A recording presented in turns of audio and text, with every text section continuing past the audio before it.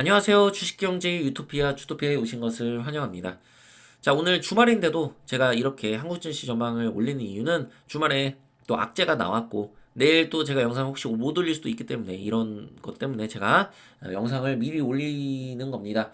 자, 그리고 지금 이 악재에 대해서 우리는 신경을 써야 되고 지금 태풍이 올지도 모릅니다. 우리 시장에. 그렇기 때문에 올지도 모르기 때문에 조심해야 되는 겁니다. 2.8 전쟁이 터졌는데도 사람들은 매매를 합니다. 예전에. 작년을 얘기하는 겁니다. 결과적으로 올랐죠. 하지만 불확실성이 어떻게 전개될지 모르기 때문에 항상 시장을 맹신해서 내가 하는 것이 무조건 맞을 것이다 라고 생각하고 그렇게 시장을 접근하시면 안 됩니다. 그렇게 투자하시면 안 돼요. 지금은 한국 시장과 미국 시장을 다르게 봐야 되고 미국 시장 같은 경우는 차트가 이미 전고점을 돌파하고 차트가 너무 좋아. 그리고 너무 시장이 강해. 어떻게 될지 모르겠어. 그러니까 만약에 접근을 한다 매매를 할 수 있는 거지. 손절을 라인을 잡고 어떤 기준과 원칙을 잡으면 되니까.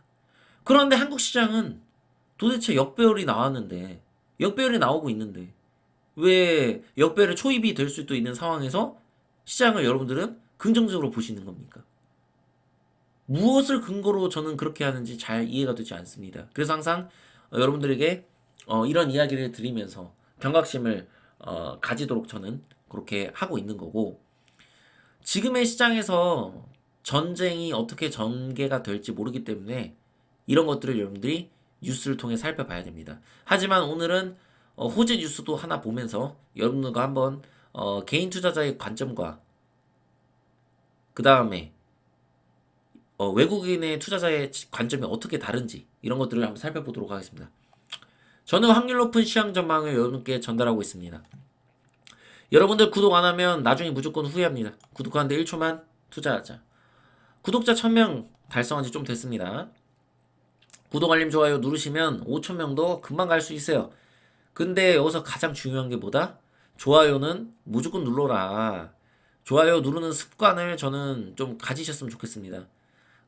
여러분들이 좋아요를 눌러서 좋아요 숫자가 많아지면 실질적으로 영상이 보다 많은 사람들한테 노출이 될 가능성이 높아질 수 있습니다. 예, 보다 많은 사람을 제가 좀 구제하고 싶네요. 예, 지금 시장에서 어떻게 될지 모르기 때문에 여러분들 조심하셔야 됩니다. 자, 칼을 갈았대요. 첫 스마트폰 AI야. 갤럭시 S24 울트라. 여러분, 제가 작년에 AI 스마트폰에 대해서 언급드린 적 있다 없다. 근데 나는 이제 몰랐지. 삼성이 만드는지 몰랐고 애플이 그렇게 될 수도 있으니까 우리가 AI 시장을 바라보면서 이런 관점으로 생각을 해야 된다고 여러분한테 이야기 드린 적이 있죠.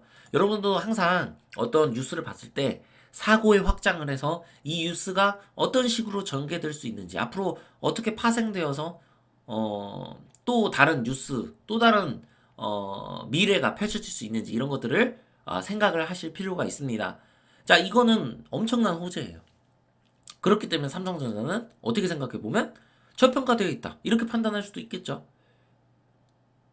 여러분들은 그렇게 생각하고 당연히 2024년 상반기가 좋을 것이라고 생각하고 투자를 할 수 있단 말이에요.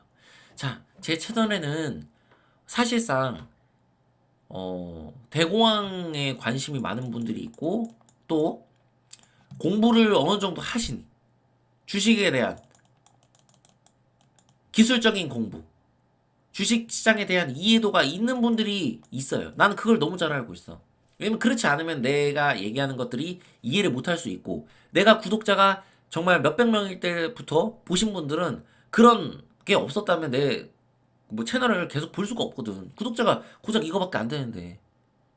근데 여러분한테 제가 말씀드리고 싶은 거는 항상 내가 생각하는 것과 다른 전개가 일어날 수 있다라는 그 가능성도 여러분들이 열어두셔야 된다는 거예요. 여러분들이 잘못했다는 게 아니라 지금 어 일단 일반적으로는 상반기에 좋아야 되는 게 맞고 그렇기 때문에 저는 2023년에 그렇게 주장을 했던 겁니다. 그러나 우리가 변수가 생겼으니까 그 변수를 한번쯤 생각하고 시장을 접근해야 된다는 거예요. 자, 이란의 혁명 수비대, 겨냥 공습에 이스라엘 비난했다. 보복 예고하고 있다. 자, 그러면 이란과 파키스탄 전쟁이 끝났으니까 이제는 끝이다. 이렇게 생각하시는 분들 있을 거 아니에요. 나도 그래. 근데 또 이래 또. 제가 영상에서 어젠가 그저께 영상에 말씀드렸던 게 나 이제 깨달은 게 있다. 전쟁이라는 거는 어떻게 전개될지 모르기 때문에 그냥 전쟁이라는 거를 예측해서 확신을 하고 맹신하면 안 되겠구나. 28 전쟁이 끝나고 이런 일들이 계속해서 일어날 거라고 생각하지 않았는데 계속해서 일어난다. 그러면 어떻게 될지 모르니까 항상 주의 깊게 살펴보고 지켜봐야 된다. 이걸 여러분들한테 말씀드리고 싶습니다. 이걸 예상할 수 있었어요, 여러분. 물론 이게 시장이 어떻게 반응할지는 몰라. 그러나 이란과 파키스탄이 부딪히는 거랑 이란과 이스라엘이 부딪히는 거랑은 우리 차원이 다른 문제다. 이란이 이스라엘의 영토에 만약에 미사일을 날릴 경우에 그것은 국제유가의 폭등을 초래할 수 있다. 그래서 이거를 우리가 그냥 이 또한 지나가겠지라고 생각하면 안 된다는 거예요. 국제유가의 폭등은 한국 경제의 미래, 한국 경제의 대공황을 일으킬 수 있는 그런 사건이 될 수도 있기 때문에 우리가 조심해야 되는 거예요. 그래서 우리가 지금은 한국 경제가 매우 위험한 상황이라고 여러분들께 거듭드려서 말씀드리잖아. 위험하니까 일단은 그렇다고 무조건 망한다는 게 아니라 망할 수 있는 그런 가능성들이 열리면 조심하고 봐야 되는 거예요. 여러분들. 북한, 유엔 안보리, 북한 문제 논의 규탄, 보다 강력한 행동을 선택할 것이다. 이 강력한 행동이 뭔지 모르겠어. 뭐 핵실험일 수도 있고, 아니면 국지성 도발을 할 수도 있고, 몰라. 뭐 할 건지. 불확실성이 또 늘어나고 있는 거야. 북한이 무슨 짓을 할지 모르는데 여러분들은 북한이 무조건 이건 허세다 라고 하는 거는 여러분들 조금 달라질 필요가 있어요. 이런 거에 대해서. 항상 북한은 그래왔으니까 앞으로도 그럴 거야. 그거를 맹점으로 해서 허를 찌를 수도 있어요, 북한이. 그래서 우리는 김정은이 아니기 때문에, 김정은이 우리 친구가 아니고 친척이 아니기 때문에 김정은의 머릿속을 100% 이해할 수는 없어요. 그리고 우리가 북한에 살고 있지 않기 때문에 북한의 상황을 100% 우리는 이해할 수 없단 말이에요. 너무 지나친 낙관론은 반대로 그것이 파멸을 일으킬 수도 있습니다. 우리만 이렇게 생각하는 게 아니라 우리의 국회의원 그리고 우리가 뽑은 대통령까지도 이런 생각을 할 수도 있다라는 거예요. 그래서 이런 것들을 우리가 생각하고 시장을 보수적으로 접근할 필요가 있습니다. 북한의 가장 친근한 푸틴이 방문을 용이했다. 열렬히 환영한다. 자, 이런 이야기합니다. 여러분, 결국 무기 거래를 이루어졌다는 얘기입니다. 무기를 북한이 줄 테니까 무언가를 받겠죠. 저는 뭐 에너지나 결국에는 기술, 테크놀로지겠죠. 북한의 어떤 기술, 탄도미사일의 기술이라든지 아니면 어떤 북한의 무기가 될 수 있는 그런 러시아의 기술력을 받을 수도 있습니다. 그래서 이것들에 대해서 우리가 살펴봐야 되고 북한이 어떤 식으로 도발할지에 대해서 항상 지켜보고 살펴봐야 된다. 이걸 말씀드리고 싶습니다. 자, 환율 차트 볼 텐데요. 환율이 지금 제가 이거 이제 추세선 왜 그렸는지 이걸 먼저 설명드릴게요. 아시는 분들은 아실 텐데 설명 안 드린 지가 오래돼서 97년 IMF의 환율 상황이고 08년 글로벌 금융위기 상황의 모습입니다. 여기에 있는 고점 부근과 고점 부근을 추세선으로 이었을 때 그 추세를 돌파하는 흐름이 1파동이 나왔습니다. 그러나 이 1파동이 시작되고 나서 반드시 추가적인 상승파동 3파가 나올 것이다라는 그런 것은 없습니다. 항상 파동이 계속해서 똑같이 이어지진 않거든요. 그러나 확률적으로 이런 가능성이 우리가 있다라는 거죠. N파가 나올 수 있는 가능성. 자, 근데 일단은 고환율을 유지해야 되는 상황이에요. 그쵸? 한국은 왜? 고물가. 고유가의 시대에서 우리는 살아가고 있으니까. 그러니까 우리 환율은 높을 수밖에 없는 겁니다. 그리고 미국의 금리가 높기 때문에. 우리하고 지금 미국의 금리 차는 2%가 이상이 지금 2% 정도 지금 나고 있죠. 여러분들. 이런 상황에서 환율 차트가 이 상승 추세, 단기 상승 추세를 끼고 있지 않아요. 계속해서 뭔가 양봉을 그리면서 올라가려는 모습을 보여요. 지금 이 환율이 우리가 고환율을 유지해야 되는 거는 맞지만 이 밑으로 내려가야 우리는 안심을 할 수 있습니다. 이게 뭐 환율이 떨어진다는 얘기가 아니라 뭐 예를 들어서 1300 초반 유지, 1300 근처를 유지해야 된단 말이에요. 이게 자꾸 이렇게 위로 해서 올라가서 만약에 상승 파동이 나올 경우에 이거는 한국의 금융위기, 대공황을 초래할 수 있다. 이것을 여러분들이 꼭 생각을 하셔야 됩니다. 대공황. 대공황 금융위기입니다. 이번에 만약 금융위기가 오면 단순한 97년 IMF 경제 이런 거 생각하시면 안 돼요. 저는 이거에 대해서 분명히 말씀드리겠습니다. 그래서 조심하셔야 됩니다. 자, 일단 코스피 차트 볼 텐데요. 코스피 차트 한번 보시면 여러분들 꼭 생각하셔야 될 게 있어요. 지금 코스피가 많이 조정을 받았으니까 이거 올라올 수 있다. 호재가 많으니까. 우리 저평가돼 있다. 코리아 디스카운트가 돼 있다. 이렇게 생각하시는 분들이 있을 거예요. 그러나 그렇게 생각을 하고 싶으면 추세가 좀 돌아가고 나서 이야기를 해야 된다는 거예요. 일단은 상승 추세는 깨지지 않았습니다. 그죠? 그리고 깨지지 않은 상태에서 여기서 지금 아주 좋은 흐름이 나오고 있어요. 이거 여러분들 굉장히 좋은 캔들이에요. 여러분들 제가 나중에 이제 멤버십 하게 되면 멤버십 하시는 분들한테는 이런 게 왜 좋은 캔들인지에 대해서 설명을 한번 드리도록 하겠습니다. 그래서 당연히 나스닥도 2% 올랐고 코스피는 월요일날 어떻게 돼야 돼요? 이렇게 양봉 그려야지. 그죠? 근데 과연 이 양봉을 그릴 수 있을까? 라는 거에 대해서 일단은 의심을 해봐야 된다는 거예요. 그리고 이 양봉이 나왔을 때 혹시나 개인 투자자가 매수를 하고 외국인이 도망가는 이런 상황이 연출되지 않을까라고 의심을 해봐야 되는 겁니다. 1월이 얼마 남지 않았어요.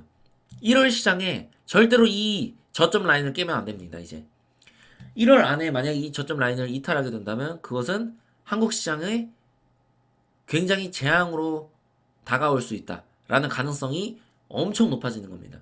한국 시장이 중요한 게 아니야. 뭐 이거는 주식의 문제가 아니라 한국의 금융위기, 대공황을 생각해야 되는 그런 상황이 올 수가 있을 수 있습니다. 그래서 여러분들 항상 이런 거에 대해서 주의를 하셔야 되고요. 자, 그리고 코스닥 볼 게 아니라 이걸 보겠습니다.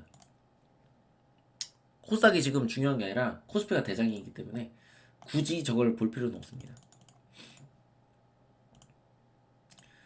자, 잠시만요. 자, 수급 현황인데요. 코스닥 레버리지입니다. 왜냐면 이거는 이제 ETF 상품으로서 지수가 상승하는데 배팅을 하는 상품입니다. 근데 1월 달에 개인 투자자가 얼마나 순매수를 했는지 한번 살펴보면 무려 8,800억을 매수했습니다. 왜 이런 현상이 나올까요? 자, 지금의 개인 투자자는 공부들을 한 개인 투자자가 많습니다.